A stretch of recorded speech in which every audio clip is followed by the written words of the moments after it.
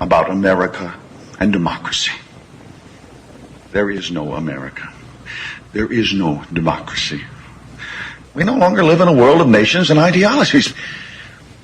The world is a college of corporations, inexorably determined by the immutable bylaws of business.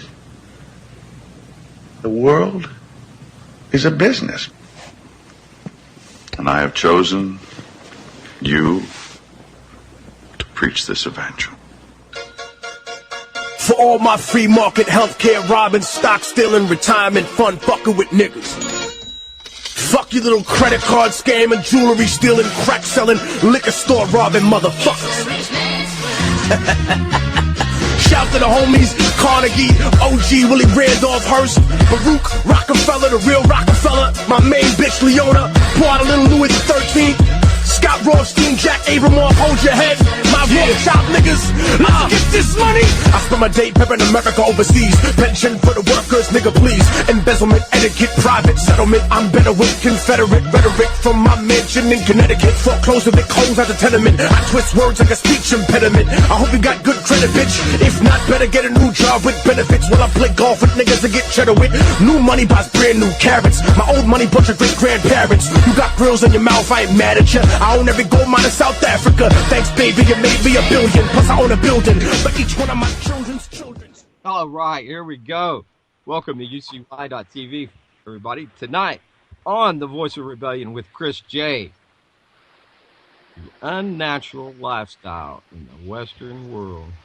GMOs, fluorinated water, our environment, and beyond, including the obsession with staring at a small screen for hours and hours a day. Hey, everybody. This is Chris J, and it is Sunday night again, and I have another show here for you, as Vince has introduced this show, as he's done many times before, and you got this show and next show before Vince steps away for a while. And I've tonight, messaged Deb Jordan, the Pete Santilli's partner, but I haven't got a response from her, so I thought that would be cool if we got her and get a little perspective from that side. But I don't know. I've not got nothing put together for next week yet. I was trying to something really. Talk about Mr. Santilli and his and what he's done over there. It would be interesting in multiple ways, as everybody that listens for a while here, Voice of Rebellion, knows exactly what I think about Mr. Santilli. But regardless, because most people are probably going to hold your opinion, but nonetheless, he, along with Jason Patrick and another fella, I can't recall his name, sorry, all journalists have been arrested. Jason Patrick, especially great guy, I know him personally, all being held in custody without chance of release, no bond, nothing. So it is setting a very dangerous precedent. That's how they start down there, South American countries, we can recall, and Argentina that disappeared in the 80s, they start with the journalists.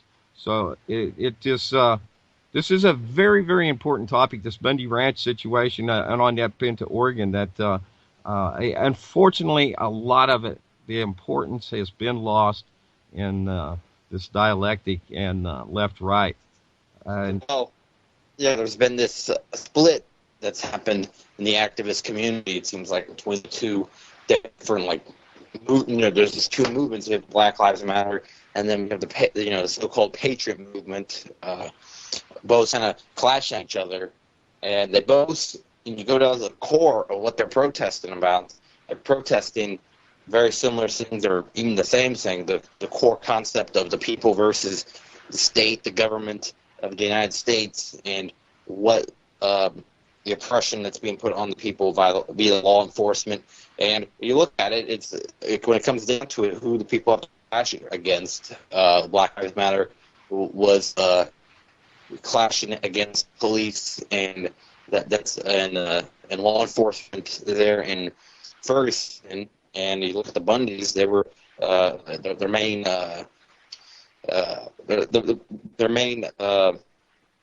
people that they had to face was the corrupt sheriff department there in Oregon, and the entire law enforcement chaos that surrounded the Bundy Ranch when it happened. And it's kind of sad how the media had displayed both of them in different ways, and the Bundys, they portrayed them as a there was even comparison to Al Qaeda and stuff, calling them Al Qaeda, and that was stuff like that was being put into the mainstream media, and of course on Facebook, and with a lot of people ridiculing the Bundys, and then Black Lives Matter, you had all these people calling them thugs and showing a few images here and there of some outliers, that opportunists that came there to loot, and saying that this is the core of the movement. Same way with the Patriot movement, is that there are some people in the Patriot movement that are definitely racist and extremists. However, that's not the majority, but they show these pictures of these men that are of these ideological standpoints, and they say, well, this is all of them. This is the entire Patriot movement. And these skinheads they try to lump them into the Patriot movement. But if you look at what they want, it's quite different than what the Bundys and the core of the people that are in against the federal government grabbing all this land out west, where the federal government owns 70% in some of these states, as in Oregon's over 60% of the land. And those few core issues that they're really fighting about, these different groups. The thing about the Bundys is that they're like the most active ones in the last few years, and definitely have gotten the most media attention ever since that 2014 standoff at the Nevada ranch. It's the Bundys have been they've been ridiculed on mainstream media, ridiculed on many alternative media websites and such, and across Facebook. And with that, I can imagine how tough the PR standpoint was for the Bundys during the entire situation afterwards. And yeah, that now they're being treated extremely unconstitutionally, like many people have been in the activist community when they actually end up facing the charges that were falsely put on the Bundys. I mean, they have if the charges go through, Cliven Bundy's going to spend the rest of his life in prison, and Mom Bundy and the others might be also as well. I mean, they're treating these men like terrorists, and that's not the case. Ultimately, it was the federal government that killed one of them. And the federal government, none of them were killed during the standoff. It was Roy Finnegan was the only fatality, and I don't believe any of them were injured either on the federal government. While there was also Ryan Bundy who was injured during the clash.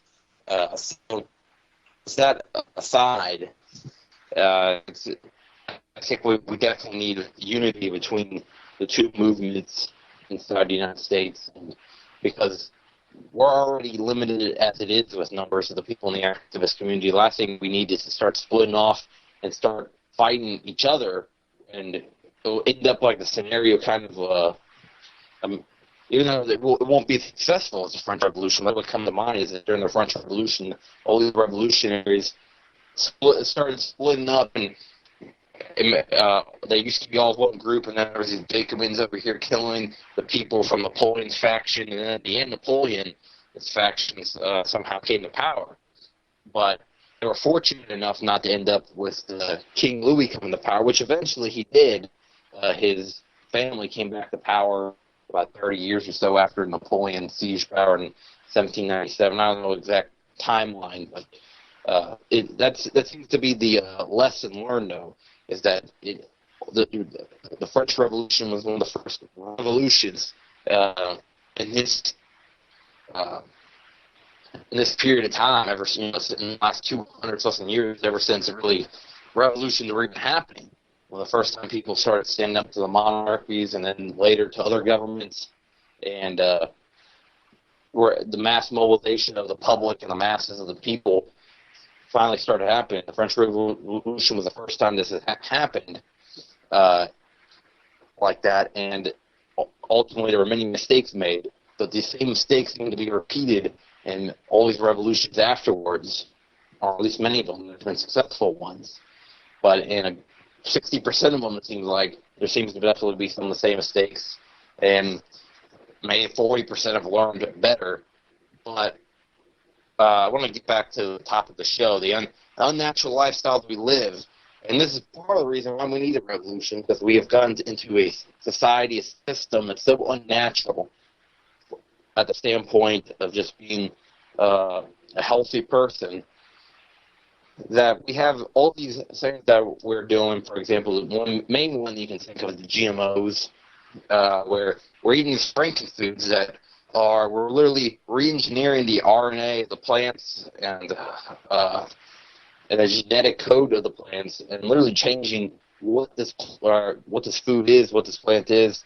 And we have our GMO vegetables, which are GMO corn, or a few more examples. Your GMO. What was you got GMO potatoes, you got GMO everything practically, and GMOs. What the counter argument, what people have said in favor of Monsanto, and really it's only people that work for Monsanto seem to be the ones that are actually adamantly fighting in favor of GMOs, is that they say that this is how they're going to fight world hunger, because they can grow a lot more food using GMO plants. However, you see third world farmers all across the world burning Monsanto's generous deals, the seeds that they give them, and those people know that it's poison. They'd rather not have it.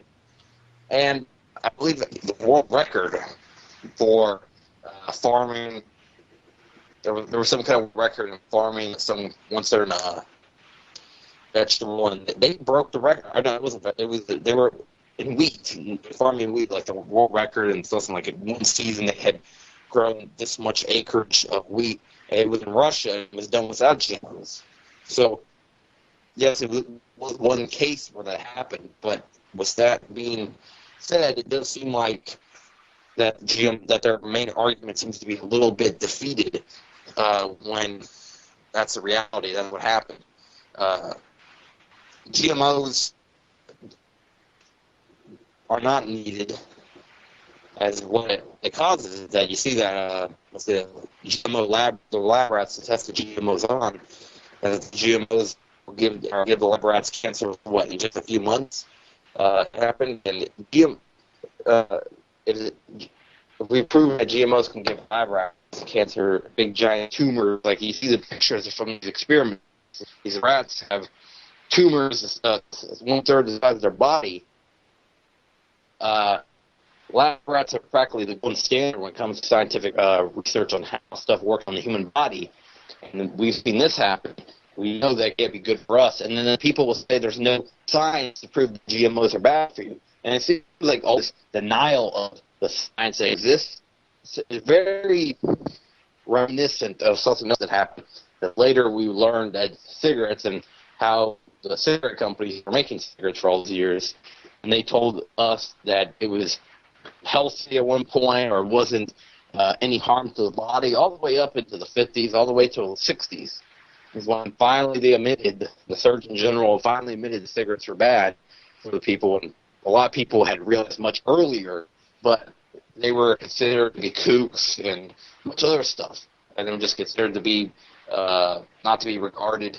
And later, in 1964, finally people started hearing the music, and people seem to didn't take that seriously to what the 80s and the 90s made. Is when finally people were like, okay, we can't be doing this too much anymore. We can't be having smoking everywhere, and we can't have a huge number of the population smoking. It's literally killing them. The people finally realized how bad smoking was. GMO seems to be the same way. Is that finally now there seems to be some bit of an awareness happening, because GMOs have been used for a long time, but there's been science for a long time that has proven that GMOs are not very good for us for years now. And with these experiments coming out, but now we don't have the FDA saying anything about that. We don't have, of course, Monsanto admitting it, because you have, when it comes to the FDA, why they won't make any kind of statement, is that you have the former Monsanto VP is now the head of the FDA. Monsanto is a ginormous corporate behemoth that's part of the even bigger partnership or whatever, DuPont, which DuPont's like, their family is one of the most powerful families in the world, and DuPont and Monsanto, it's a marriage from hell. Monsanto's products have killed people in other ways for years. For example, Monsanto were the producers of Agent Orange. They were producers of DDT, which was proven to be endangering wildlife. Monsanto, for many years, has been creating products that seem to be almost kryptonite to living things. I mean, Agent Orange seemed to be the anti-vegetation spray that killed all the vegetation that it touched within just a few days. Big rainforest would be gone in a few days after you sprayed it in Vietnam, and the people that were exposed to it would later get sick. Soldiers that were exposed to it would get sick and die, a lot of them, and many are right now sick from Agent Orange. But there's not as many because a lot of them that were exposed to Agent Orange are dead now. And the people there, a lot of them got sick, and a lot of their kids had deformities. Agent Orange was some of the most nasty stuff ever produced. And at the time, it was advertised how harmful it was. I don't think that soldiers would have been as careless around it if they'd known that Agent Orange was this harmful. And it's Monsanto later, it's like, oh yeah, it was pretty bad. And that's what I feel like GMOs is that maybe 30 years after everyone knows that it was bad to be using it, 30 years from now maybe they'll finally admit that GMOs are harmful to humans to consume and that we shouldn't have been using in our foods. GMOs are also another way, another thing that GMOs accomplish is that it will give eventually Monsanto full control, or whoever few companies that produce the GMO foods, full control of the world's food supply. And it sounds outlandish to say that, but let's break it down, is that GMO plants do not produce seeds. So you have to buy the seeds from whoever the producer from Monsanto or whatever other company that's producing GMOs. So it can just give a few people control the world's food supply. However, a lot of the world has not adopted GMOs, so they won't be able to accomplish that unless something drastic changes. But in the United States, they could do that. In a few other countries, they could do that, where we're very reliant on GMOs. And you go to the store, and it's very hard to find foods that do not have GMOs connected with them. And we don't even have labeling of GMOs. We have labeling of all these other ingredients and stuff and other stuff that might be harmful for you to consume. But GMOs are not one of them.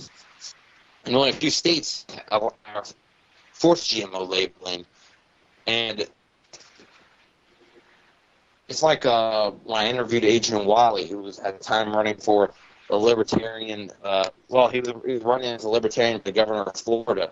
He said that for a food producer to not label GMOs when they have GMOs in their food, or produce their food with GMOs, that would be equivalent of selling a house with a sinkhole under it and not telling you about the sinkhole. Which is very true, because the nutritional content of it, and whatever good qualities of the food that may be there, will be a little bit superseded by the fact that it is just one more toxic food item that, over years that is going to accumulate all the GMO food you eat and could lead to cancer, similar to cigarette smoking. And in many ways, you can compare the attitudes towards GMOs, the attitude towards smoking 70 years ago or so, kind of similar. Because at one point, there was science about it. There was science that smoking was bad for you, but people disregarded it. And there were people that were saying smoking was bad for you all the way back to like 100 years ago, but they weren't able to embrace it till 50 years ago. That was the truth. So there was all these years of denial. And GMOs, I say, probably didn't come into any bit of the public spotlight probably till the early 90s. So when I remember 25 years along with the denial, and now we have all the science and overwhelming proof, and all this. You look at the pros versus cons of GMOs, and just a long list of cons for GMOs of what it leads to. You can't farm this genetically modified plants without practically a biohazard suit on. So, if that's the case, does that really seem like something that's going to be very beneficial to consume as a human? No. And with the lab rat test and all this other evidence that came out, and you have people that are rather hungry in the third world that don't even want the stuff, but Americans are very quick to jump aboard the GMO support just because they believe that a few things that the news told them, that GMO was good for them, was beneficial, or whatnot. There's also the argument that says that if it wasn't for GMOs, food would be unaffordable. But as I said, is that the amount of quantity of food that we produce without GMOs would still be very high and could be at the same or even higher than it's currently with GMOs. And it would be much higher quality food. And also as well, the only thing that could raise the price would just be there might be more labor put into farming organically without the use of GMOs. But I think the expectation, in part, that our food is not organic when we buy it is why they're allowed somewhat to have a higher price for the organic food, because they make it seem like that's a perk rather than something that should be demanded. It should be when we go to the store, we should be assuming that it's organic, because why wouldn't it be? Using GMO should be considered like damaged food, food that's that almost should be considered the same as the packaging got damaged or something like that. Not that this is the normal. Yes, we're gonna these this food that has something that's carcinogenic, and more studies are showing that this is similar to smoking cigarettes for your entire life, eating GMO foods for your entire life, and it seems to be almost unavoidable in most grocery stores, and even Whole Foods, who claims to be the seller of natural foods, well, they sell a ton of GMO food. So there's very few places. You have to go to certain nature stores. Sometimes they sell in the regular grocery stores non-GMO foods. Sometimes you see like the producer or whatever, like you can get the Lay's kettle chips without the GMOs. It has a big right there advertised no GMOs or whatnot. But it's only a few things here and there. That's definitely not like your main stuff that you would eat. Very easy to find non-GMO versions of it that's not absolutely outrageous in price. It's like you go to one of those nature stores and you see the prices, and it's like double and triple sometimes what the normal price of the item is, if it's just considered to have been grown normally, to get organic tomatoes or get organic lettuce, any of that stuff. Anyways, if anyone wants to chip into the conversation, 718-717-8296, 717-717-8296. And that's just the tip of the iceberg when you talk about the unhealthy society that the United States and a few other Western countries have really found themselves in the recent years. In the United States, mainly, this is the ones I want to focus on, because we just seem to be epitome of all these unhealthy habits. On top of that, we have this society where How many Americans are walking more than 5 miles a day? It's not too many. And we've got into this completely sedentary, go to your office for 8 hours, sometimes 12 hours, sit down, sit on a computer, stare at a computer, do some paperwork, then leave, get in your car, go home. You do all that without even walking 300 steps, and then you go home and sit, eat your GMO foods, go to sleep, and repeat the same thing next day. While in comparison to many third world countries or even some European countries, people walk a lot more. And this idea in the United States that if you, if you eat some stuff that's advertised as healthy for you, or cut down a little bit, but still keep your sedentary lifestyle, like that's going to make you healthy, that's not how it works. Because you don't really want to advertise the inconvenient fact that you have to break up from your 12-hour office lifestyle or 8-hour office lifestyle with you have to get in a good hour of exercise or so in there. But people are like, I'll just have the advertised healthier soda. The advertised, this says it has 100 less calories. But I think there's a disconnect, isn't it, with Americans, that they don't realize that you put those calories in, but you're not going to burn too many by just doing your normal routine. It's almost, and then when you don't burn calories, it automatically turns to fat. That's what happens. It goes to storage. But Americans, I think, is more sedentary than any other culture possibly. In Europe, might go home, but then you go out and eat, and then you walk maybe a mile or two, going to different shops or whatnot. Then you find a restaurant, and they make like a whole evening out of it. Yeah, you stay there for maybe an hour or two, and you walk back a mile or two back to your house. Here, you see Americans, they're too lazy to go 3 blocks without getting in their car and doing so. That's just a small observation, but it definitely doesn't seem healthy. And the main thing of this idea of a sit-down office lifestyle, you can see how it quickly escalates to people having the terrible health that they do, a lot of Americans in the country, where people sit in their office for 8 hours and you're slowly getting one snack after another. And during that time, also, it's like you have an office job. You think that every now and then you can find out what's going on in the world and go look up some news besides CNN, MSNBC while you're on the computer. But no, most of the people just go on Facebook during that time and look at some cat pics and may go back to work in their paperwork. And that's what goes to another thing, is that there's an unhealthy obsession with technology at this point.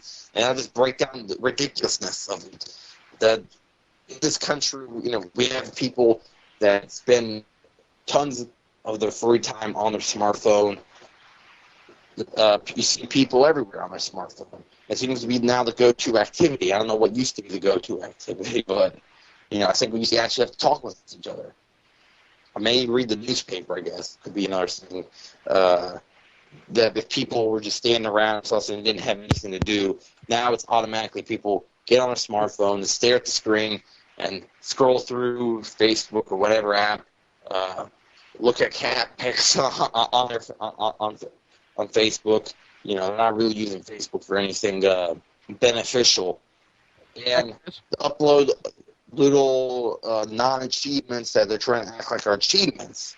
It seems to be Facebook, for a lot of people, is a center of narcissism, where people try to show to everybody else how awesome their lives are, but their lives are not as awesome as they show on Facebook. Jeff, and they try to... You got me, Chris? Can you hear me? Yeah. Okay. Hey, you're getting just a little bit choppy there on your end. If you might just kind of check your connection right there, tap it or something. All right. Yeah. That's better. That's done. All right, thanks, brother. Well, I digress by going back to what I was saying is that ultimately, though, Facebook has become a center narcissism for a lot of people, where they put a lot of their non-achievements up there and try to show off to everyone else how awesome their lives are, while it's not really as awesome as they pretend to be on Facebook, or they try to show a more awesome version of themselves rather than rather than who they actually are. And people spend so much time doing so, spend hours and hours of their day on Facebook, and a lot of their free time, that's exactly what they're doing. And it just seems completely unnatural. People have all this technology, and this is the most ridiculous part, is that people spend hundreds of dollars getting a new gadget. This wait in line for 2 weeks. Some people to wait for the new iPhone, but with that same money, that $600 and a lot less waiting, they could buy a ticket and go to some other country in the Caribbean or something like that for a week, if they really searched and found a good deal. But they'd rather use it for another thing that's not much better, that's 2% better than their last smartphone, has a little bit bigger screen, and has a little bit more memory, and they go out and ditch $600 for it.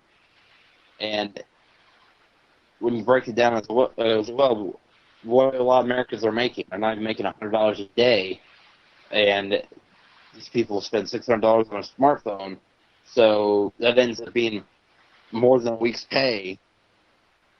It's absolutely absurd when you break it down like that.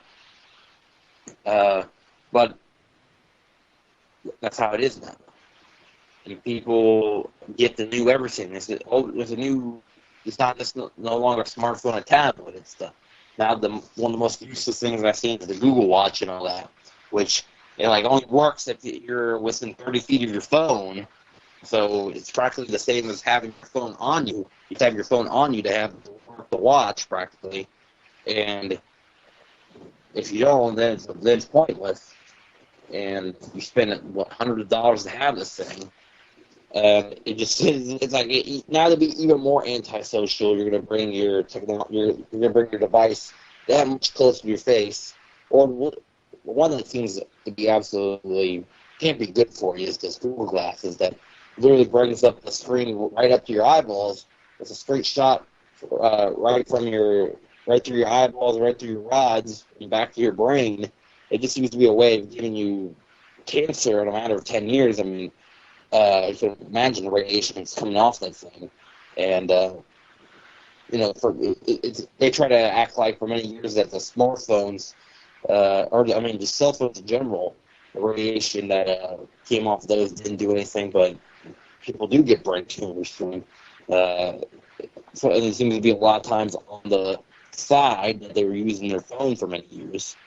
And there was definitely seems to be a correlation between that and that. So you can just imagine how much more dangerous that must be to have the Google glasses right there with the spray shot putting the radiation right to your brain.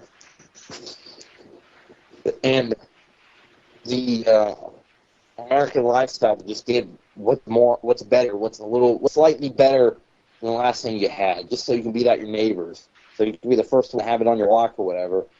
It's driving these giant corporations like Apple, like Microsoft, and it's driving their production of sweatshops over in China and other Asian countries. And they're getting billions of dollars, the top people in these companies. However, they're just getting just enough to eat over there in those Asian countries where they have the sweatshops. They're so terrible that the Apple production plants in China that they built suicide nets outside the building, so when people jumped, they wouldn't die. They had such a big problem with suicides at their Apple production plants. That's the harsh reality of the smartphone age, the high-tech era that we live in. And There's no more of this, these gadgets now. The last 2 years they break, and people buy a new one. It's no longer the idea of buying something that lasts 30, 40 years like televisions used to be back in the 50s and 60s when you bought them. People use the same televisions for a long time.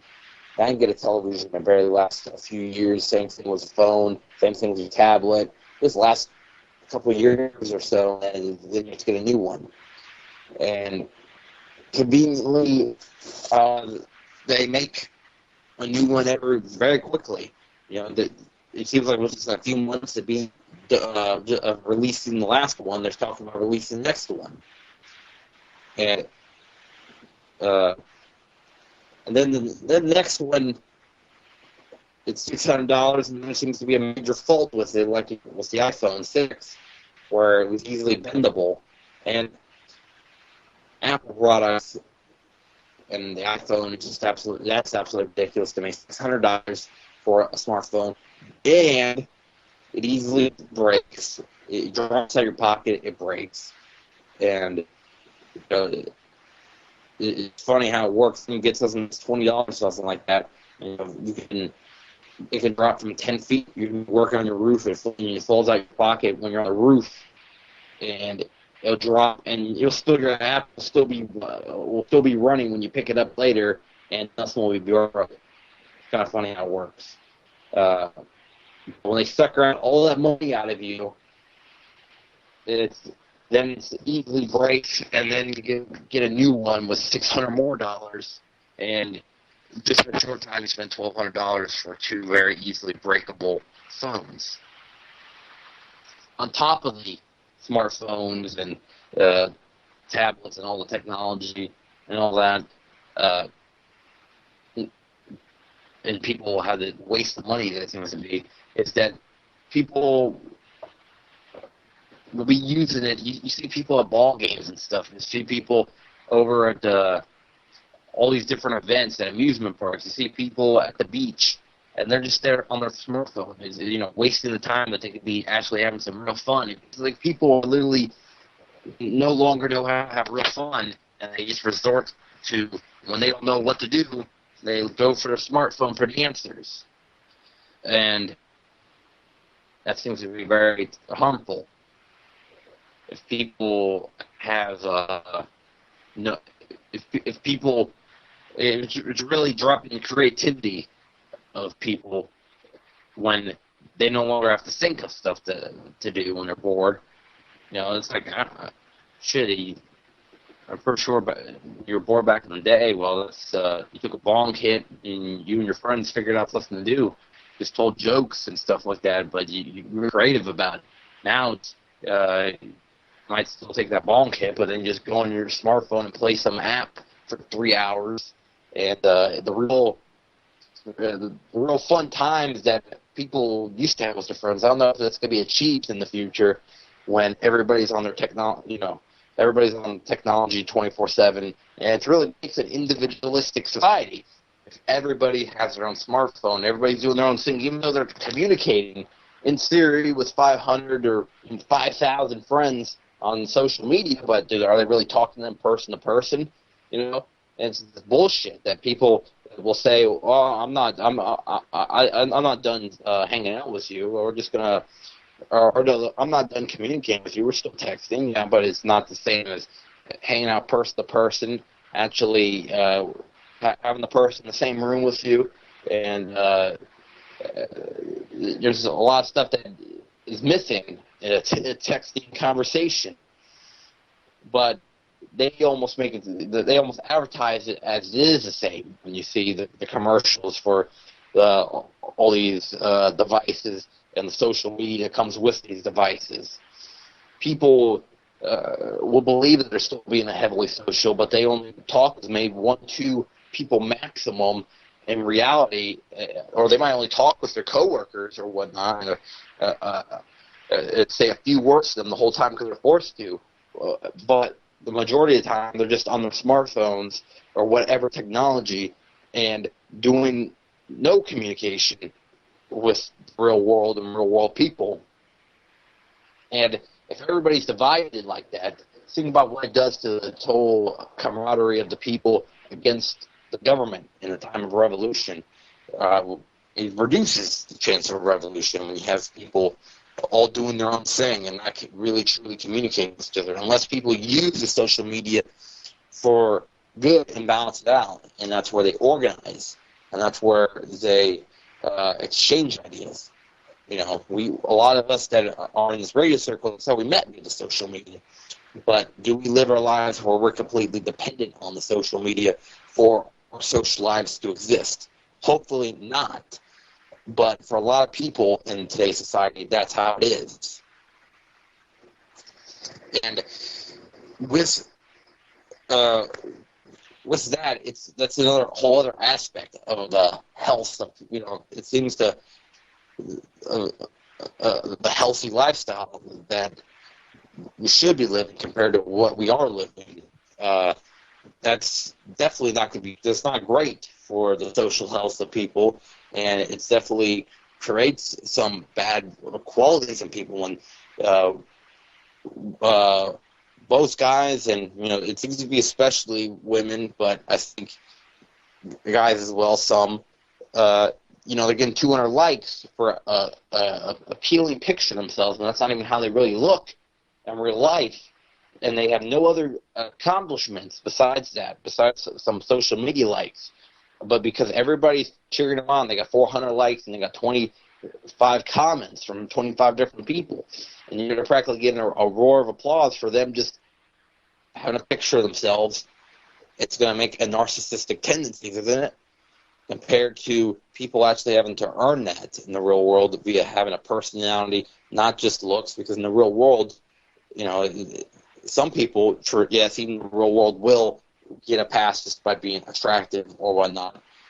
But I think that the personality comes a little bit more to play in interpersonal communication between person to person. And all this it goes back to the idea that people had warned for many years before any of this technology had gotten to the point that it did today, that there'd be a point where technology would cause people to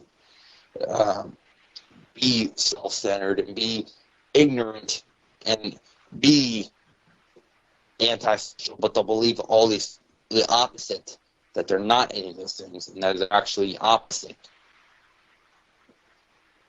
Going on from that to the next idea of what else is really bad in our society today is let's look at the our culture that we have, as people are so easily baited into remaining slaves of the consumer society that we live in today, with just a few commercials that have no other that have no real weight to them, or why you should buy the product, besides a few flashy ads and few and a deal that sounds like it's a bargain until you think about it for more than 3 seconds and you realize that you're not saving any actual money. It's like, wait a minute, that was cents cheaper last week, normal price that they're advertising there. You know, a lot of times that the deals actually put into the deals is put into they raise the prices for a few weeks and they just bring back normal prices and they consider that a sale. People, it's not just that people, you know, watching the commercial, going out and buying the product. That's the least of it. What's really nightmaristic about it is the people waited in lines for over a week, up to 2 weeks is sometimes when a new product's about to come out that's very popular. And then people waiting in line for days before Black Friday. And then when Black Friday happens, people not only, you heard people have gotten killed on Black Friday. It's like bound to happen. At least one or two people are going to get killed on Black Friday every year because they're going to get trampled by hundreds of people acting like zombies because a few products have been told about. They told that they're going to get a really good deal on it, believe saved money. If it's $900 and they're selling it for $550 now, if you buy it at $550 but it had no real intent of buying it until they told you that it was cheaper and you don't really need it, did you save? Did you save $350? No, you spent $550. But the perspective that they've given you, full perspective of the situation, has made you think that something otherwise has happened. And with all that, people have killed each other or fought each other in these Black Friday scenarios for less deals than that. And people don't even have the money to spend on this stuff, but they believe that they're saving such a good amount of money by taking part of these deals that do anyways. I know it's like we're at the complete opposite end of the year right now of Black Friday. We're actually like 6 months away at this point till Black Friday, and it's kind of odd to be talking about it today, but it's talk about the unhealthy lifestyle of America today. And that's one thing right there, is the consumerist nature of our society today. And it just reminds me of a Bill Hicks quote, and I'm going to say it's a very short quote. Stop putting a goddamn dollar sign on everything. And that's when he was talking about the marketers, which he had some pretty harsh words about it. But Bill Hicks, a lot of people think he wasn't that funny, but to me, he was goddamn hilarious at times. I mean, he's not made my favorite comedian, but he's definitely one of my top comedians. And definitely when it came to substance, he's probably my favorite when it came to that. There's some comedians that don't really have a lot of substance to their act that I admit can get me to absolutely laugh. But I think Cat Williams might be, he's got quite a bit of substance to his act, but not quite what Bill Hicks had. He has when it comes to all out balance, to me, like what's most, the delivery, that's the only thing Bill Hicks wasn't as great as some comedians was the delivery, but Bill Hicks kind of just said how it was, and then I don't know. He had some pretty funny stuff, man. Like the part where he was talking about the marketers, and he was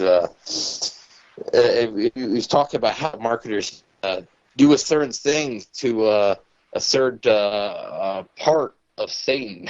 You just gotta look it up on YouTube yourself. Bill Hicks on marketers, and also Bill Hicks talked about the JFK assassination, which he makes something that as serious as that. He made it pretty funny. He talks about he's showing the back and to the left, and it's like if a bullet comes from over there, and he's displaying it with his hands. That's another Bill Hicks part of his stand-up that you have to watch. I mean, he did stand up for quite a while. I mean, considering that he died only at 32, and he did quite a bit of stand-up before he died at 32. He had pancreatic cancer. It was pretty sudden. He would only be like 51 today. It's kind of funny, people that say Bill Hicks is Alex Jones, that Bill Hicks didn't really die. He just faked his death and morphed into Alex Jones, which when you look at one thing is that Bill Hicks is significantly older, well, by about 10 years than Alex Jones is. And believe it or not, Alex Jones is only like 41. And Bill Hicks and Alex Jones are so different on their many things ideologically, like, that just the part where he talks about marketers.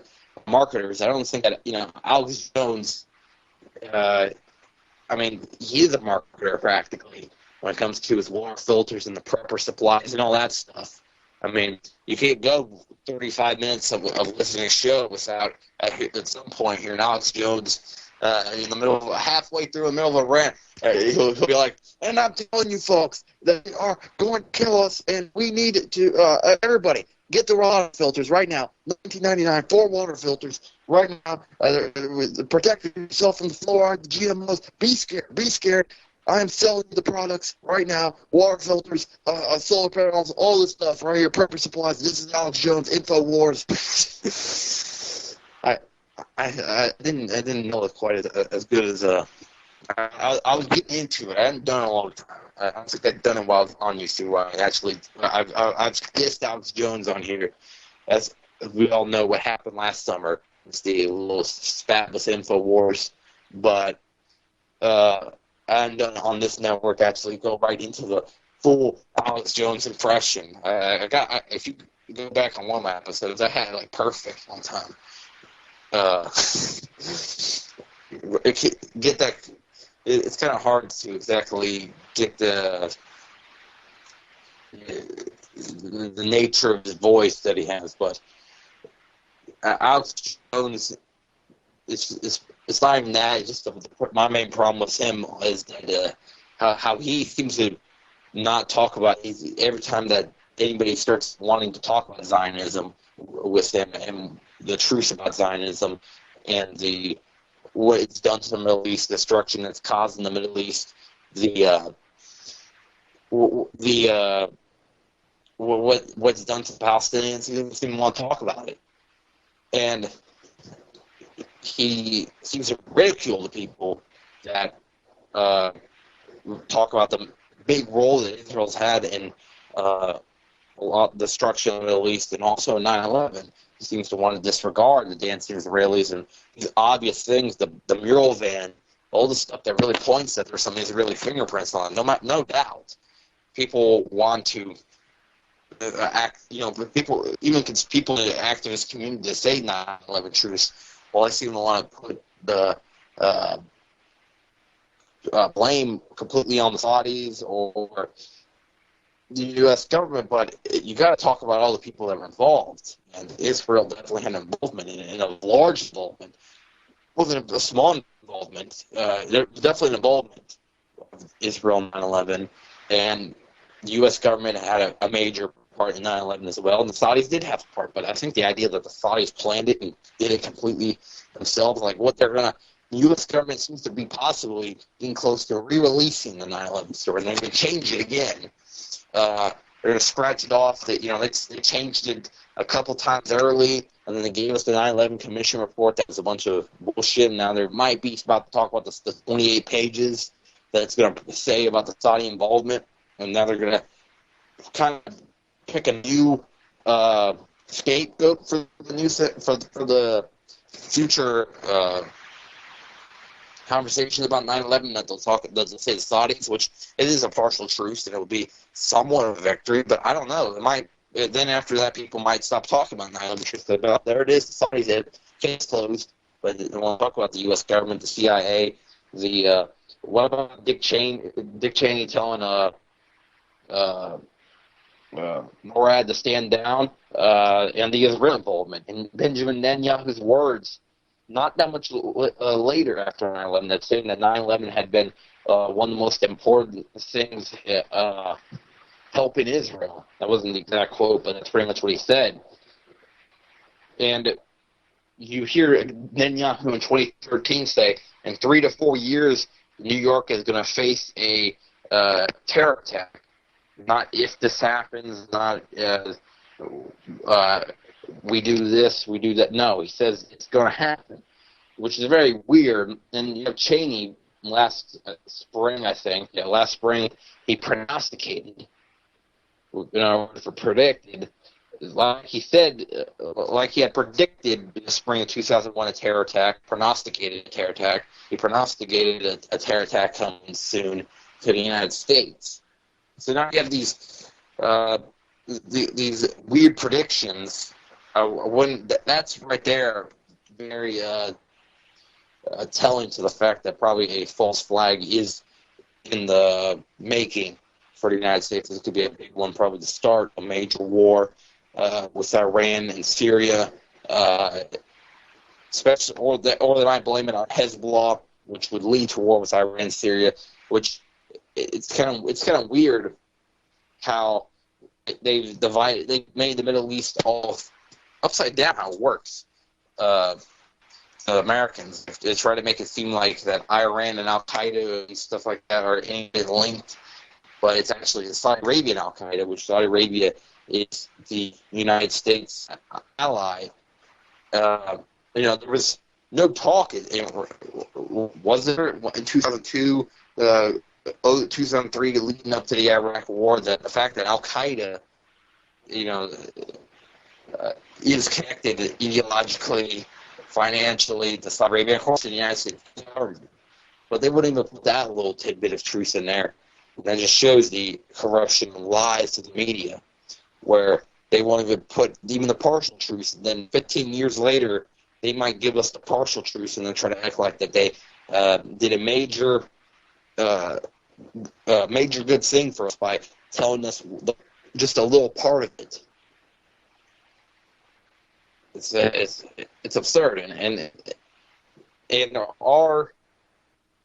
this moves on to another point, is that our dependence on the media to tell us what's true and what's not is very bad, because we have people, we have grown adults that unless the TV tells them that something's true, they don't believe it. And then they don't believe all the stuff that's on the internet, because it's on the internet. They'll believe CNN, Fox, NBC, these credible websites, quote unquote, when they're not credible, because it's corporate media lies. It's the most effective brainwashing weapon of the U.S. police state in recent years. And you have to wonder, why has there been this push? Why has there been this push to control the internet?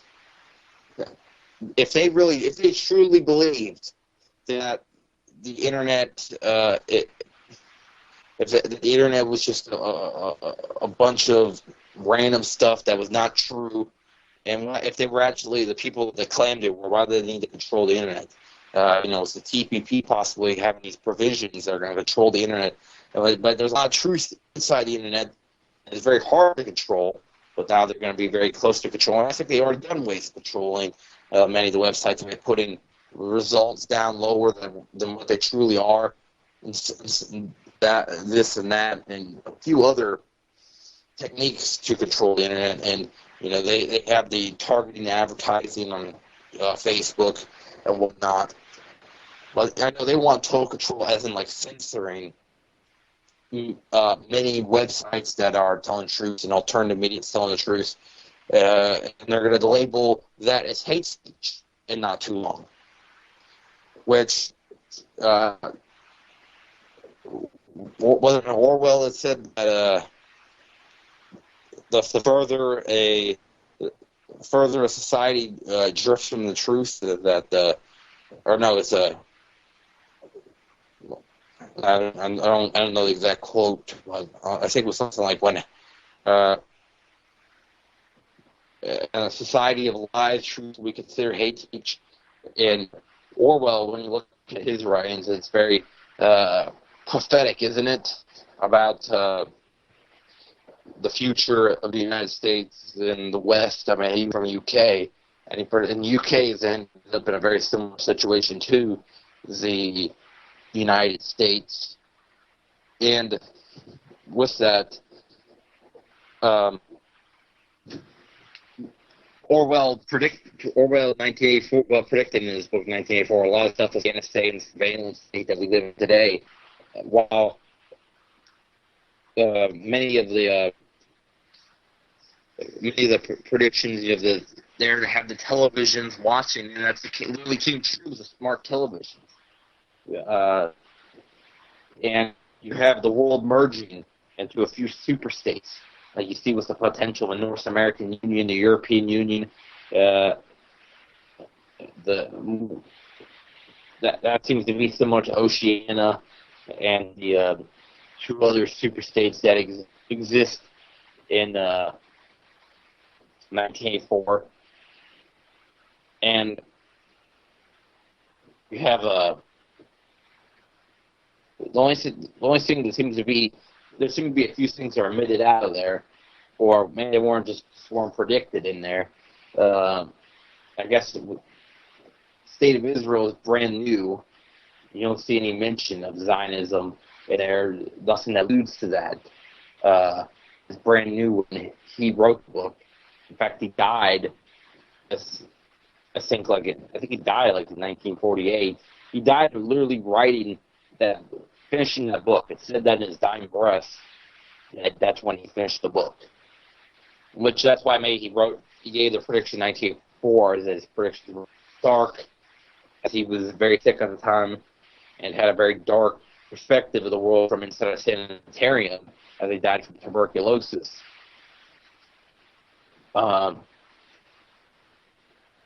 Orwell also had a lot of inside perspective, didn't he? With his own life experiences, as he had seen the Spanish Civil War firsthand. There was a few other authors at the time. We had Hemingway, who also was part of the Spanish Civil War. Difference between Hemingway had actually been in World War I and he was in the Spanish Civil War. So he had gotten all that war experience.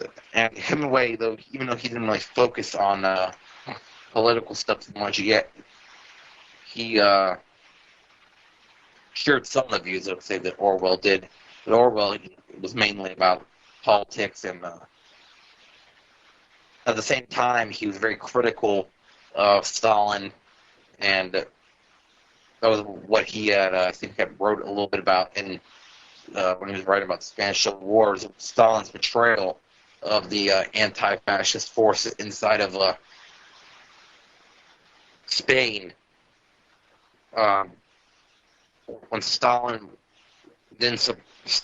actually went against these forces because they weren't pro-Stalinist, and Orwell is known to be a harsh critic of Stalinism and the authoritarian Soviet Union that he presided over during those years when he was in control of the Soviet Union.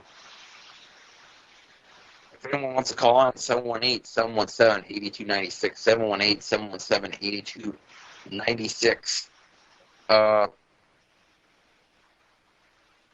Another thing unhealthy of our lifestyle, then it seems to be that our lack of attention span that a lot of Americans have, where not only that the only thing they can pay attention to for more than 5 minutes, it seems like, is maybe a TV show or maybe a movie. But how many Americans are willing to read even a full internet article about something that's really truly going on? They'll spend they don't only want to spend more than 2 minutes browsing over an internet article, and definitely won't go 10 minutes, 15 minutes to read something in length, read a book. That's going to be a reach for a lot of Americans. And, I don't like this perspective of too much that, as long as you're reading anything, it's good. Not really. I mean, if you're reading stuff stupid that has no substance to it, and you're just reading for reading, well, that doesn't seem to be really, it doesn't seem to be too good when it comes to actually gaining knowledge. If you're just reading, a Harry Potter book or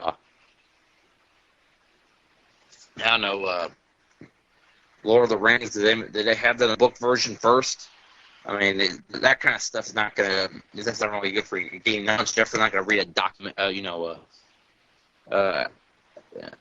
unless it's like a book, the Jason Ventura 63 documents. That's the book I have. 63 documents that the government doesn't want you to read. But the problem with that book is that reading is all stuff that anybody that's been in the activist community for more than 15 minutes seems to know. From Tuskegee experiments to the to the court of the JFK and that kind of stuff. Those the files involved with that. It reminds me that I think it was on Boondocks. episode where they mentioned Tuskegee experiments, but I think Granddad says that or something like that. It makes the military guy all uncomfortable. Oh yeah, I was in the Tuskegee experiments, and he just gets an awkward face on him. I'm gonna see if I can navigate over the chat real quick, because I know a lot of people are too shy to actually call in and actually have a conversation on the radio show, on the live radio show. So a lot of people like to answer questions about chat, and it's all cool. So I'm gonna head over to chat here in a few minutes and may answer some questions directly. With a lack of attention span, also with documentaries, people are not going to watch a full documentary. People are not going to even watch. I think people had a hard time watching even Jesse Ventura's 30-minute show. Remember when that was on TV? And or more than 30 minutes. I think it was longer than that. But when you count the commercial and everything, it was limited to under. It was well under an hour. Again, that's cool. That's what sucks about the TVs. And we watch like a Jesse Ventura show or something like that, and then it would just be 5 minutes of just straight corporate garbage that they're selling, much fast food. So they at night when people are hungry, they really play the fast food commercials. And it's kind of silly how it's kind of funny how easy it is to sell stuff, and the tactics that they employ are so cliche of marketing that it's so obvious. I mean, they've gotten to the point where like some hamburger commercial, and it's a hot blonde chick, and she's rubbing the hamburger all over or something like that. I mean, the next step will be blonde chicks in a thong, and she has the 2 hamburger buns on her cheeks, and it'll be saying, "Oh, how you like these buns?" Stuff like that. It's only worse. It's only more cliche marketing that they could get to the point that they are right now. And man, should look at the commercials that they had in Idiocracy, and that probably show what it'll eventually get to. That's only a few steps away. Idiocracy was kind of like a comedy that turned into a documentary within just a matter of 10 years. And I think it was kind of a film with a lot of predictions of what would actually happen. And if you want you see some artists, producers, whatever, with some movie or book that they wrote.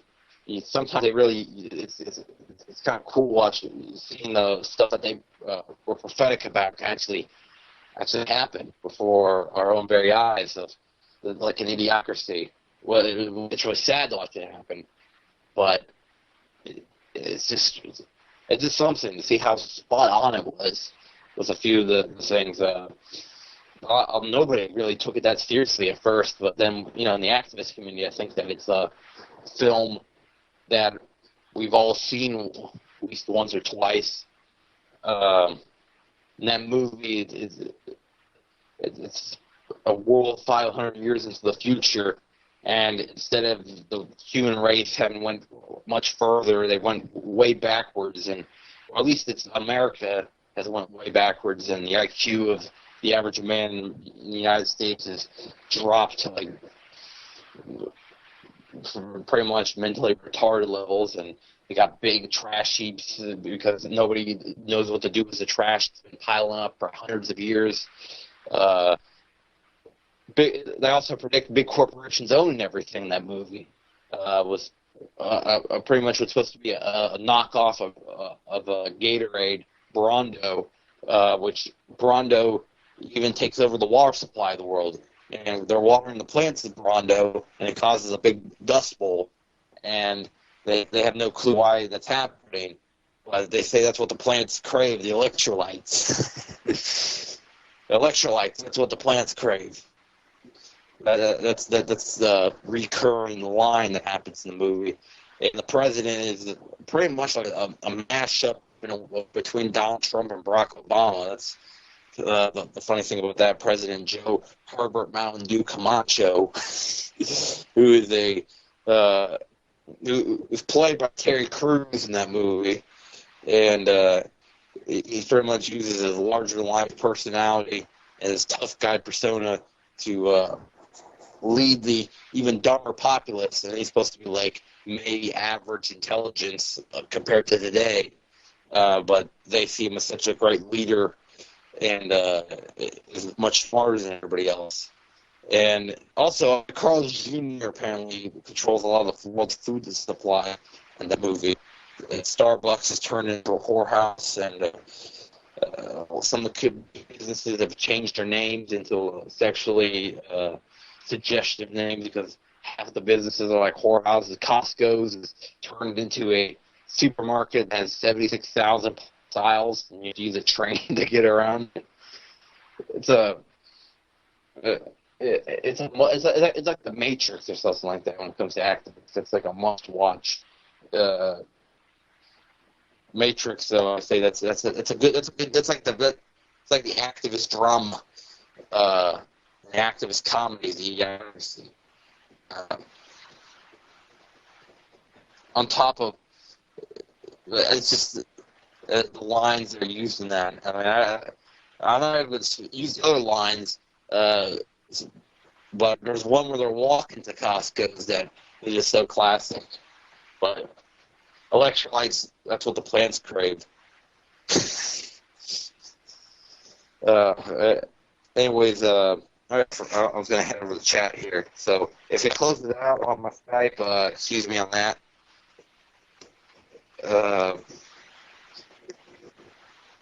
In the chat seems to be kind of hard to get onto. And you press the button. I don't know if it's just my tablet. It doesn't actually do the chat very easily. Join you over there in a second.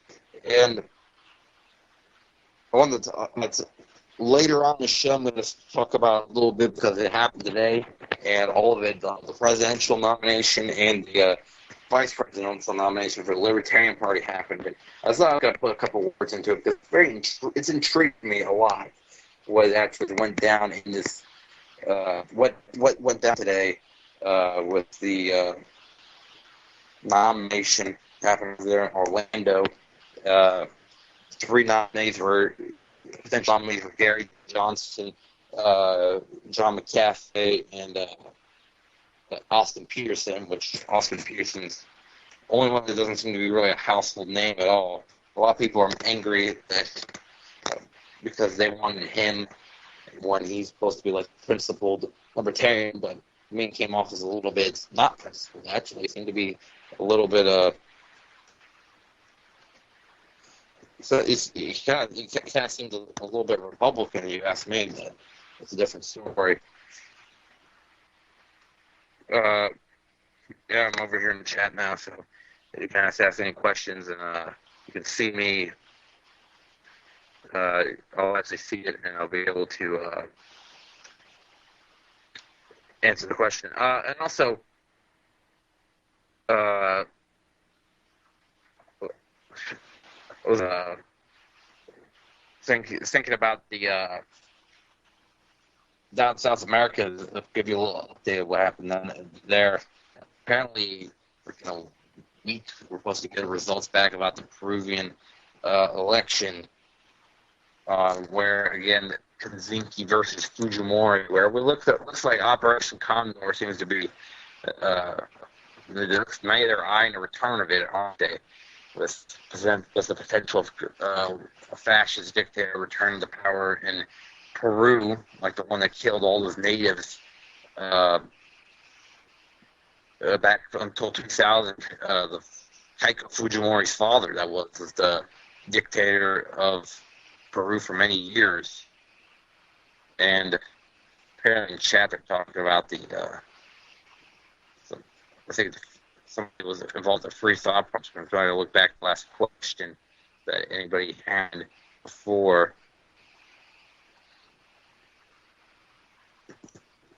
Whatever.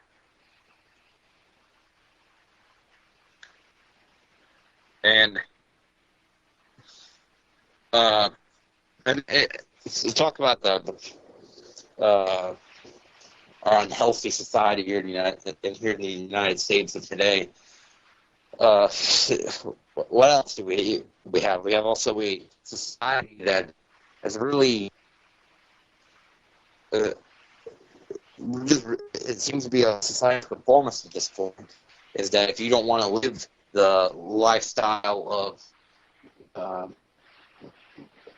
going to work for 40 plus hours a week and having the and trying to get the house and trying to keeping up your yard and living up living the life of keeping up with the Joneses, well, then you're considered weird, you're considered crazy, and for this conformist lifestyle. And if you're not if you don't buy the stuff you're told to buy, if you don't eat the stuff that you're told to eat, people look at you funny. I think that the conformist lifestyle, it's almost like a perfect storm, and it's kind of similar to Germany in the 1930s, where it's the fascist governments love conformist people that will just fall right in line when they really do the stuff that's really authoritarian, like what happened under Stalin, or what happened under Hitler, what happened under Pinochet, what happened under Stroessner in Paraguay. And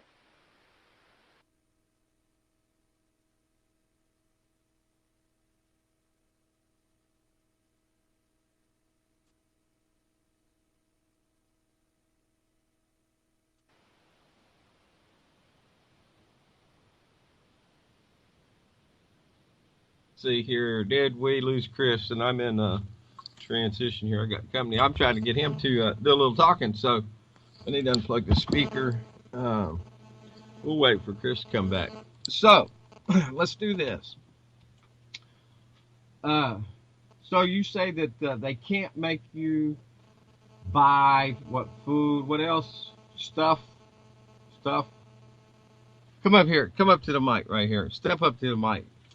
They can't make me buy anything, honestly. If you program and deprogram that you know already, subliminal messages are received. And by choice, you decide to go buy what they offer. Well, Chris will be back in a minute, so we'll wait for him. But I don't know how much my buddy here knows, but I think the propaganda, the Bernays, everybody listening here, or perhaps everybody listening, will know about how that this has progressed. There's flicker rate in the television, all the suggestions, subliminal messages. Yeah, people that are in mainstream that, what kind of shoes you're going to buy, what kind of decal are you going to have on your shirt? Yeah, people have killed people for a pair of tennis shoes in some places in this country. So, so I'm talking over here, y'all. I guess I ought to be talking over here. But I was trying to point towards the mic. Do you see where society has been steered all along the way? We're not even talking about all the control of the injustice system, the hijacked people in the seats of decision.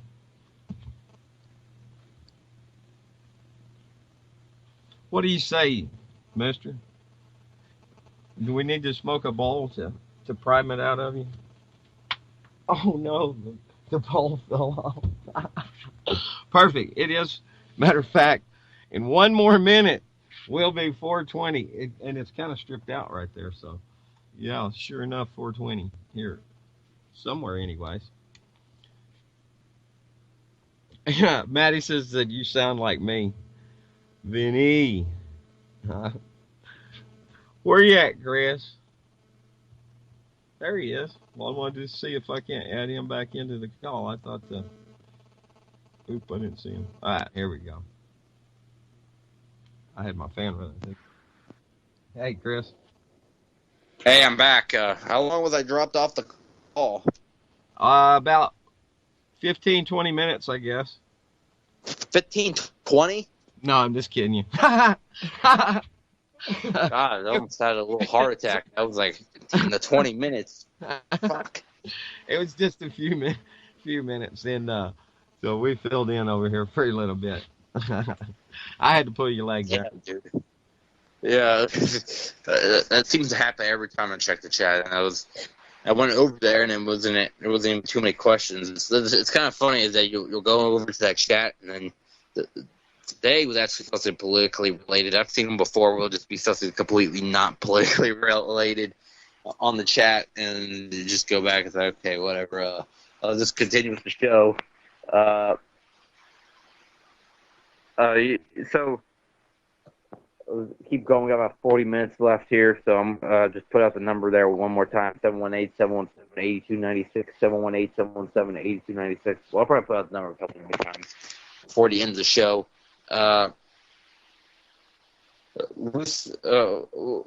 We have a society. I was just talking about a little bit about the form of society that we live in today, where we have people that you're told what to do, what to eat, what to buy, where to go, what to watch, and this is a form of society seems to be that's like a perfect storm for dictatorships and for tyranny to thrive, and there hasn't been really that many more societies I could think that were this conformist, like that's became like the American society has been, and it's like comparable to like what German society was in the early 30s as the rise of Hitler happened, and that's what it is here in America. Was it's that similar level of conformity that we've reached. If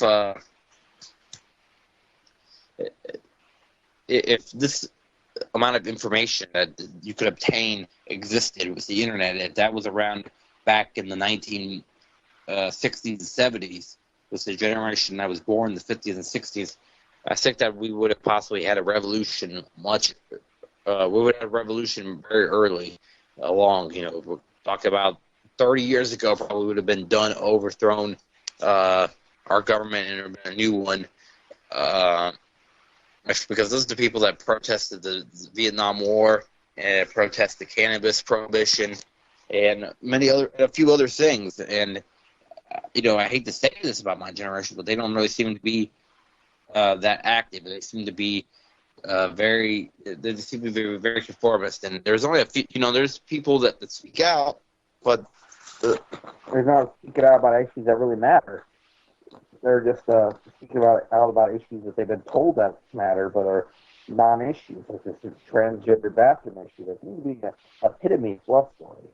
I never seen I don't know if I've seen a fluff story this bad before. I mean, there's been a few that are kind of comparable. I mean, I remember back like 2011 with the Casey Anthony story. That was probably similar level for the. Okay, there was like 2 years ago the gay marriage cakes or whatever. That was a big issue for that year. Which to me, it's such a non-issue. I find what's happened in what they're trying to do in South America by opposing the will of the people there and their democratic leaders. They try to bring back the times we used to do that and put in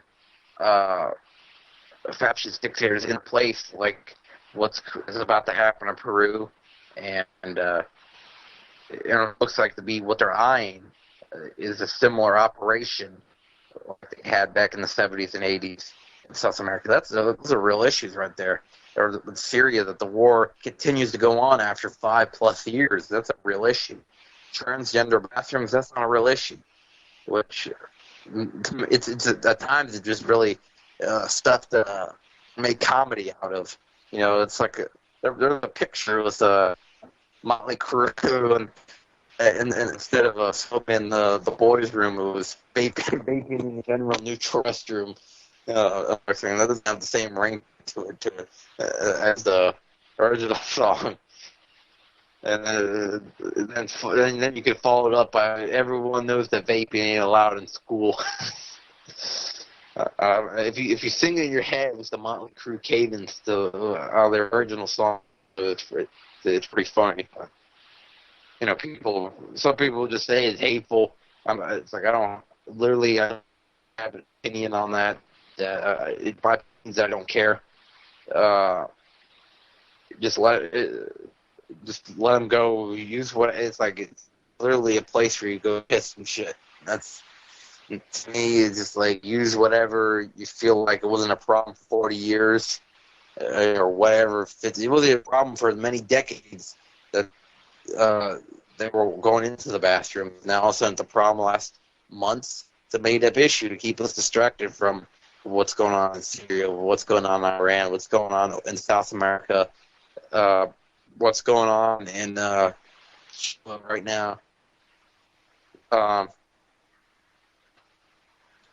possibility that was Cuba. It almost looks like it's the United States. I think they're attempting to do it's sneaky. They entered the insides of Cuba and trying to change it from within and depose of Fidel and Raul. Well, now it's Raul is in power, and soon will be Miguel Diaz-Canel is the successor. And one thing about Cuba is they don't have a Rothschild Bank. Another thing about Cuba is that they've tried everything practically to take them out, and they haven't been taken out yet. Sanctions, crippling sanctions for many, many years that they overcame. A lot of countries would have crumbled with that kind of sanctions. But the Cubans were determined, and they've been able to make it this long. And a lot of the world relies on Cuba on a few things. For example, some of the best doctors in the world are in Cuba, and Cuba has quite a few medical breakthroughs, and right now there's talk that they'll have some kind of lung cancer vaccine or something that they're working on right now. Of course, the ultimate, I think, cancer, when it comes to it can fight 34 compounds of cancer. The ultimate weapon against cancer is cannabis, but it doesn't help every cancer. With 34 compounds of it, and of course, so many other diseases. Of course, the major one that everybody knows that helps is glaucoma. Even mental illnesses and stuff like that can be treated with cannabis. One South American country, when we talk South America, legalized cannabis 2 years back, Uruguay, and they were going to sell it at $1.40 a gram, which is cheaper than the $2 a gram that is sold in the streets. So that'll make it no money to be made for the narco trafficker and the street sellers, and it's a very pragmatic and very good plan that they have, and that plan was introduced by Jose Mujica, who is known as the world's poorest president because he makes $12,500 or did make $12,500 a month, and donated 90% of that charity, so he received $1,250 a month.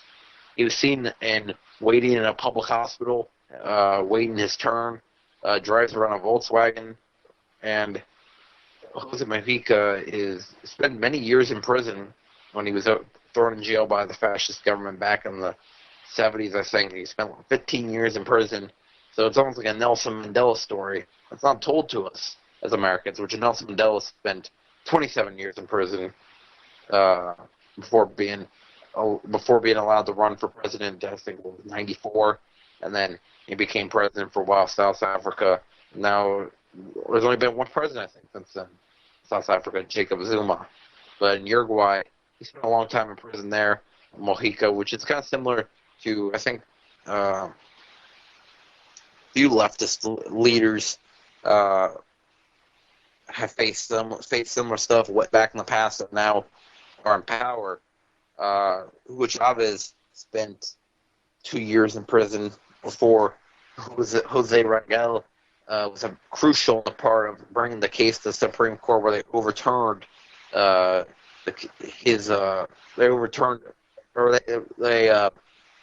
presented the fact that the corruption under Andres Perez, which forced an indictment on Andres Perez, and then later forced the pardoning on many of the people that arrested under the Andres Perez dictatorship. There was also, I think Jose Rangel was in prison at an earlier time, way back though, because Rangel was he was an activist from starting the 40s. He was vice president under Chavez for a while, and in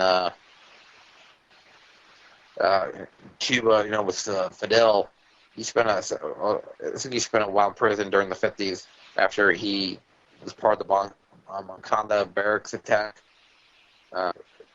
So I think it just goes to saying is don't give up, because even as bad as it looks for your personal situation right now, it could be a lot different in years into the future. And with these men, it ended up being much different for them.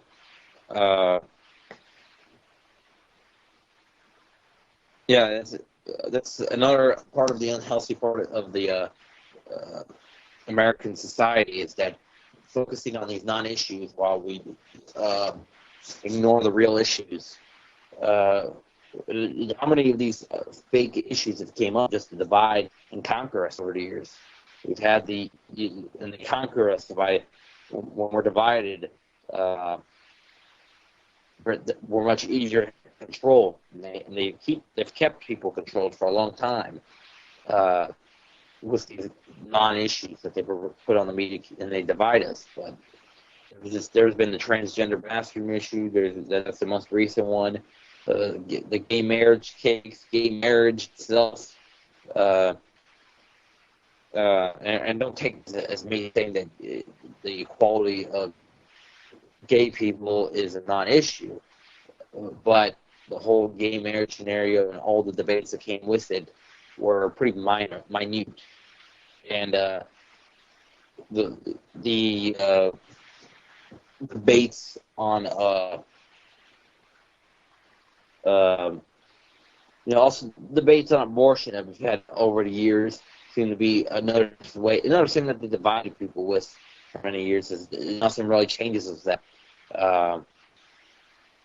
but they keep putting it over and over, and us telling it to again. And I don't see, and it's not me saying that on both sides of the arguments, people are going to be, the rights of women or the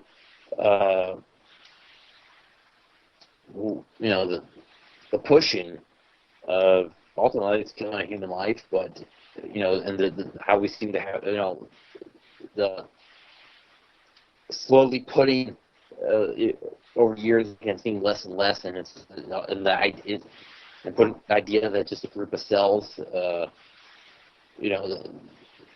value of human life, that's not non-issue. But the debates that they put on the media about abortion is a non-issue, and how they portray all these little minute debates about one little law change here, another law change here, but nothing really happens.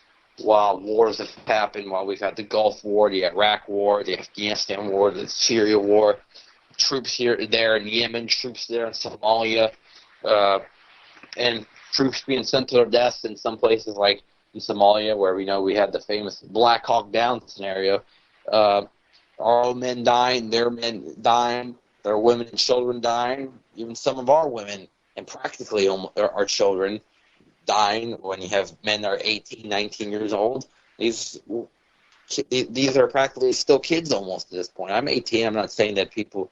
I'm not saying that people at that age are not responsible or anything, but it's that these people have so much more of their life to live, and then for a lot of these people to get their lives cut short at this age, at 18, where really it's the first, you just have been able to do what you want and be an adult, and it's cut short by war. And we've had many people die in war before the age of 20, and these people were literally 5 years before still we're still kids practically, still playing sports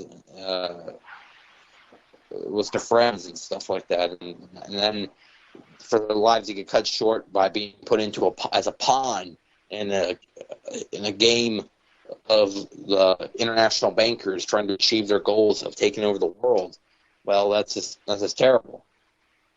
And our militaristic society, that's another problem. Another problem with our unhealthy lifestyle is the militaristic society that we live in. We currently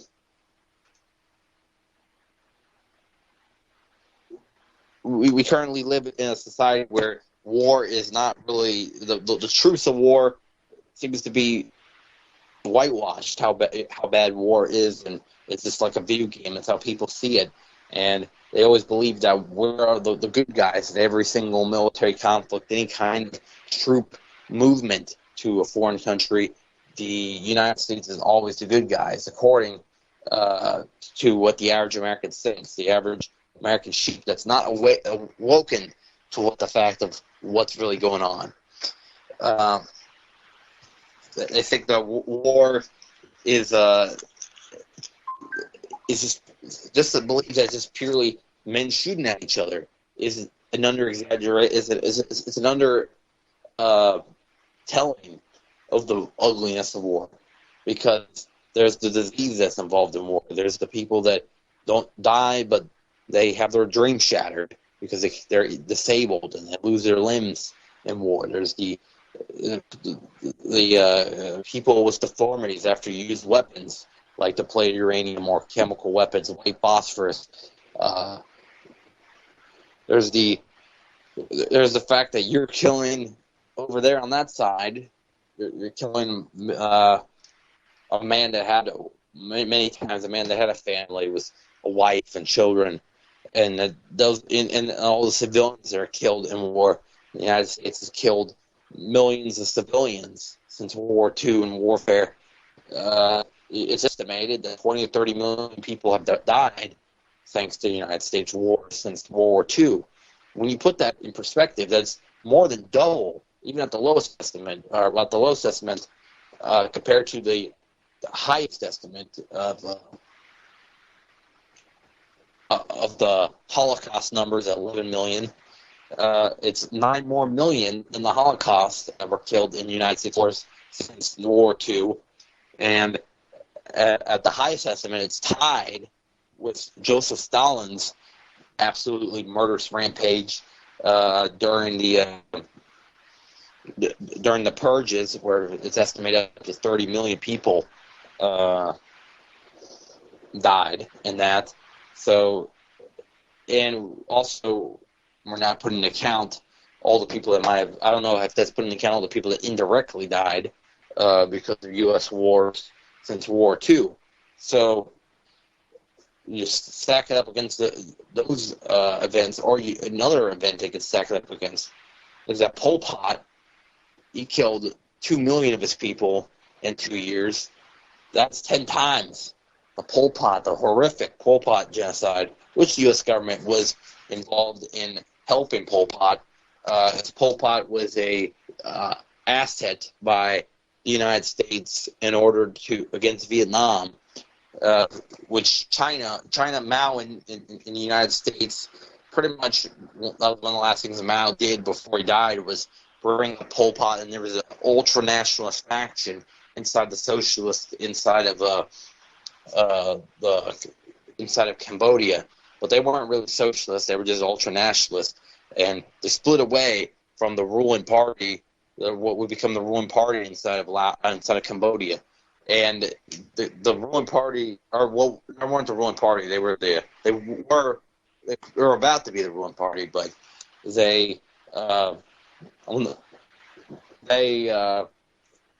this split off group was anti-Vietnamese and tie against the other part of the party. And they took power, and then made the Khmer Rouge. And the United States used them as an asset, and then later it said that they protected Pol Pot from capture in the almost 20 years they spent in exile.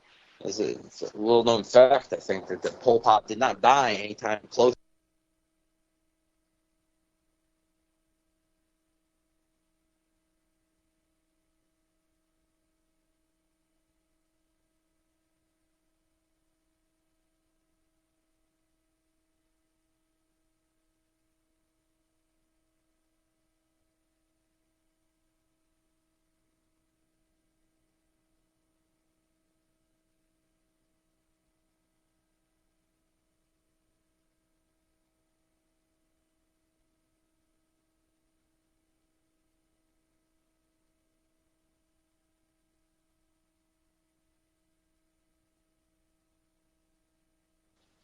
Okay, there was the idiot. Sorry, Chris, I hung up. Call back, caller. You're a winner. You're a winner. Oh my God, that was Rocks. Call back. No, you don't have to. Oh, there was some. I was about to call in. That's cool. I was giving yeah, I offered prizes for our callers. So Roxnar is the winner. Sorry, Jules. Dummy. Here we go. Add to call group. Dun dun dun dun. Rockstar, you are the big winner. Vince, your phone really breaks up a lot. Doggone. Well, listen. You're the winner tonight, and you receive a lock of Bob Tuscan's hair.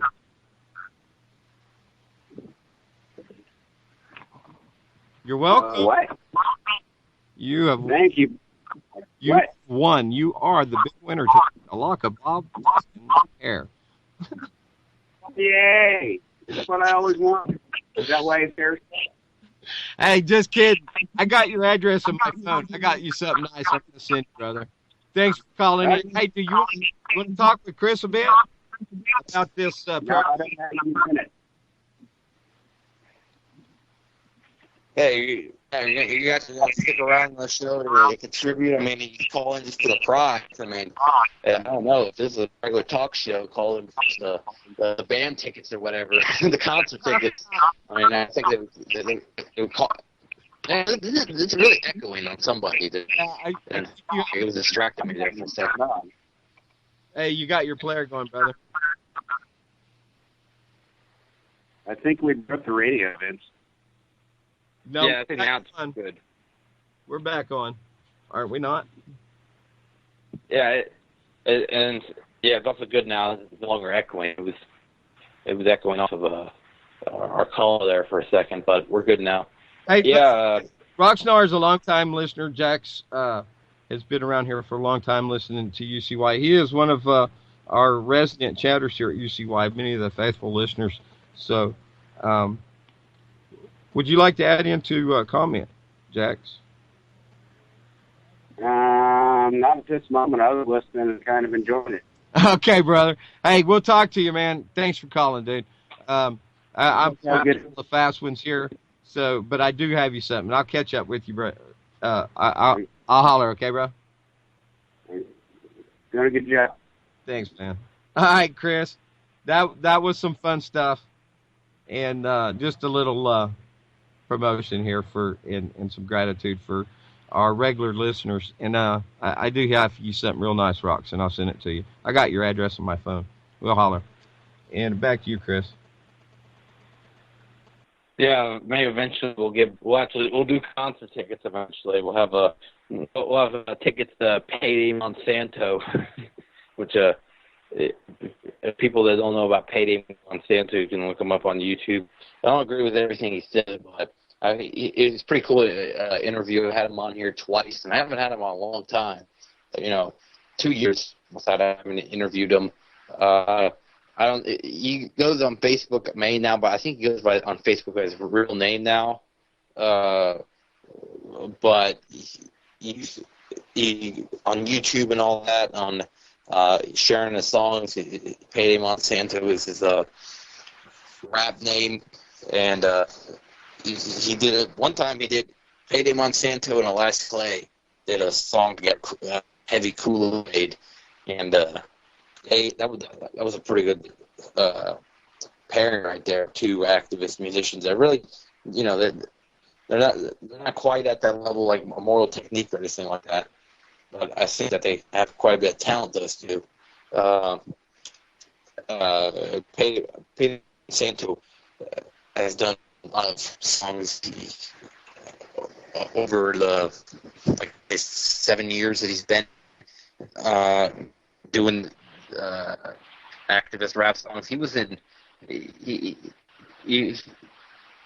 told me something that apparently that him and Immortal Technique were supposed to work together, but there was kind of a split before. Which also people have listened to my show, listen to US. Even if you listen to me just since I've been here at UCY. At first I was using Payday Monsanto as my bumper music, but then later we switched to Immortal Technique when we officially got cleared for the rights to use it, and we were able to use Immortal Technique's music here at Voice of Rebellion Radio's show. But definitely go check them out. I was going to finish my point on saying let's talk about the whole story about Pol Pot and how he came up. Pol Pot, let's talk about there was the faction that was anti-Vietnamese, the other socialists, the socialists inside Cambodia.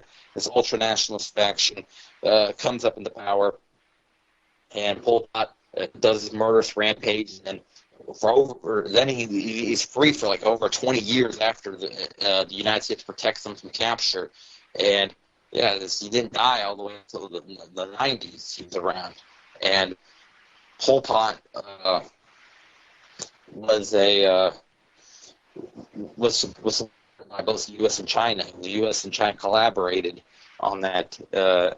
It appears to because it kind of get revenge back at the Vietnamese who beat the United States in the 60s and 70s after the Vietnam War. This happened, and then Cambodia, not coincidentally, decides that under the Khmer Rouge decides that they will start a war with Vietnam, and Cambodia and the Vietnamese fought for the next few years, and the Vietnamese defeated them eventually. So Vietnam had faced from World War II, when they were fighting Japan, they had faced the war with the French during the Vietnam War. Then it was passed on to the United States. Then after that, they had to face the war with Pol Pot. So they were successful in winning a total of 4 different wars, and those wars lasted about 40 years. And that's why you don't see too much. If you go over to Vietnam, you don't see too many people that are like 80, 90 years old, because they would have to survive a lot of ordeals. They had a war. They weren't even independent until 1945. That's when Ho Chi Minh declared independence for Vietnam. Then that almost immediately starts the war. Well, the French very quickly reacted, and it leads to eventually Vietnam split between the South, and then later the United States gets involved and eventually they reunify, and then there's the war with Cambodia. Then they finally have a peace period, but their country's completely destroyed, or almost completely destroyed, and then they have years of rebuilding, and then finally about like 1995, the United States drops the embargo on them. That they had a Cuban-style embargo on them, and then they finally get up to the point maybe like 2010, where they're finally a modern country. It took them a long time to recover from that Vietnam War completely, and the sanctions that were put on them after the Vietnam War. Now they're a prosperous Asian country. That main hurdle is going to be not falling to the TPP. Right now, it's like almost like up for grabs by China, the United States, and Russia. And right now, it looks like the Russians have, at least temporarily, are winning the bid in order to make Vietnam its ally. The United States has been trying to like drag Vietnam in via the TPP, which they expressed interest in, but seem to be pulling away because they realize how awful that is, which is corporations pretty much total control and also can censor the internet. And it seems to be almost Americans, you say just too many big words in succession, and people just drop interest. They don't want to hear it. It's kind of funny how easy it is to lose the attention of an American in a conversation today. Many Americans, not all Americans, but the average news watching, 9 to 5 working, and no problems working. Working, people have to do what they have to do for money, but people in this country, it get prioritized over everything, doesn't it? And people don't really live their lives. You see that just going to any other country practically, especially you go to like South America, you see people at least live their lives, and it's not all based around work, more work, and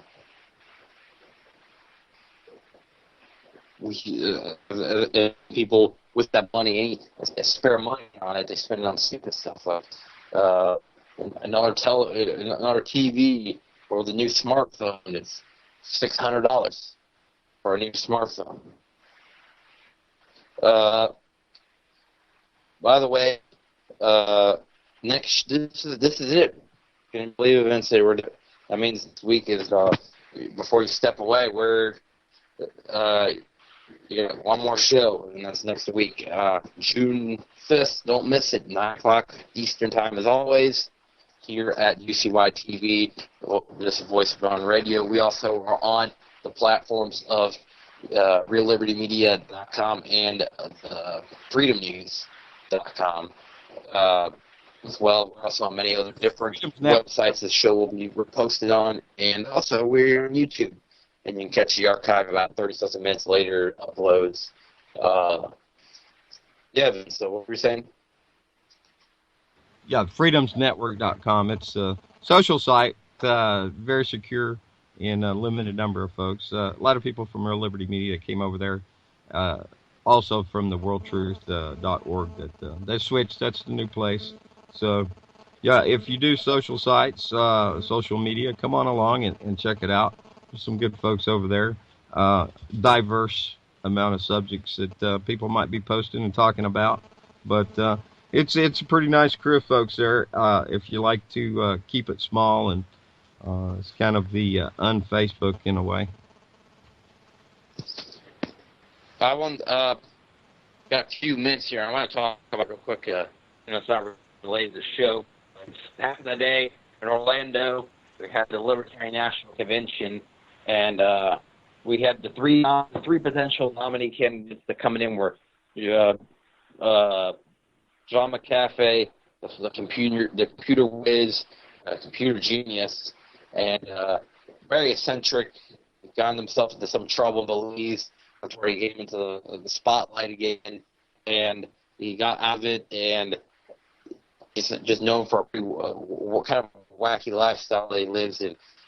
This is some of the quotes that he even said during, like a little bit of a video to appeal to voters, and he was talking about that he's a man with no shame, that he's done more drugs than any of you fucking can carry.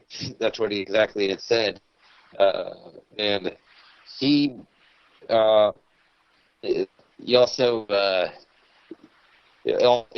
married a prostitute that he met, but now she's no longer a prostitute. But it just goes more to an interesting character John McAfee is. There's Austin Peterson, who was very young. Some people said very principled, but to me, he seemed to be kind of a closet Republican, and possibly in another closet. But that's a different. No, I'm not going to question that.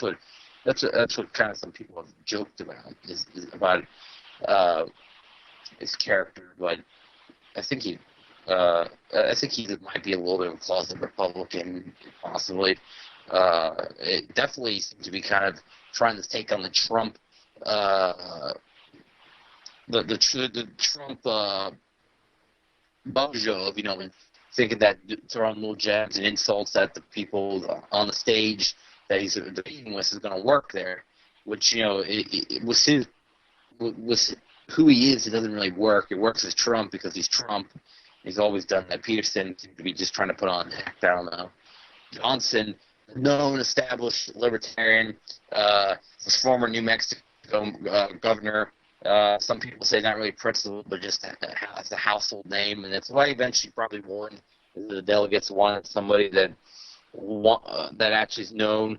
I think McAfee is pretty known. They could have went with him. Peterson, yes, nobody really knows who he is outside of the libertarian circles. And what was disappointing is Bill Weld, vice presidential pick, and the ticket will be Johnson Weld, who Weld was a former governor of Massachusetts, who he's pretty much just, there's nothing libertarian about him. He's a Republican. He was in favor of Mitt Romney's campaign, both in 2008 and 2012. He was just supporting a couple of weeks ago John Kasich when he was still in the race. And he's not really, he's definitely not a principled libertarian by any means. Apparently he was a supporter of gun grabbing at one point, and he was a part of the Council of Foreign Relations, apparently. So I would like to see also what his take on Zionism is. I bet he's very pro-Israel also as well. That just really spoiled the ticket, wouldn't it? And with that ticket, I don't see how it could possibly. It'd be very, very, very hard for me to support that ticket, and I'm going to stick with Journey until he officially drops out or wins, which is a possibility still, the Green Party nomination, who's Voice Rebellion's picked as our endorsee for this presidential race, even though we believe it to be rigged, and Hillary Clinton will eventually win long run. But a person that we support, been as closest to our beliefs, was Daryl Cherny, fieldofchern.com. Look him up. He's a longtime activist, and he's a regular Joe that's running for president. That's all we can say about him. First, we're closing down here on the. We're about 2 minutes left. So next week, catch us June 5th, 2016. And seriously, this final show before stepping away. Got something big planned. One or another astronaut, something big is going to be planned. We are. We're gonna try to get somebody in here. I've got somebody in mind that I would really love to bring along, and well, either way, we can have an awesome show with a guest or not. But yeah, that'd be awesome because we haven't had a. I think it will be guest, prizes next week for the loyal listeners here at UCY.TV. Thanks for coming along, folks. Really appreciate you. Jill's got a great network here. If you're listening downstream, come on back over and visit us here at UCY.TV. We got a few seconds left of the show, so I'm ready for listening tonight. By the way, subscribe to Christian Rojas on Facebook. Next week, definitely come on in to our show. And also thanks to a caller today. And also thanks for being a loyal listener of UCY and being involved in the UCY chat. Really love our devoted listeners, and we're going to hope to provide something to show them that how great the network that UCY and our show, Voice of Rebellion Radio, is. And thanks all the people that have been involved to Voice of Rebellion Radio since the beginning back in 2013. We should be any second here. I think we got Point of no return and nobody can stop it. Malcolm Little when he knelt before Elijah Muhammad, the comet that killed the dinosaurs, changing the earth. They love to criticize, they always say I changed for the worse. Like prescription pills when you misusing them, nigga. The Templar Knights when they took Jerusalem, nigga, and figured out what was buried under Solomon's temple, Al-Aqsa. The name is not coincidental. I know too much, the government is trying to murder me. No coming back like cutting your wrists open vertically. How could the serpent be purposely put in charge of the country? Genetic engineered sickness spread amongst me. My people are so hungry that they attack without reason, like a fucking dog ripping off the hand that feeds them. Immortal technique is treason to the Patriot Act. So come and get me, motherfucker, cause I'm not coming back. This is the point from which I can never return.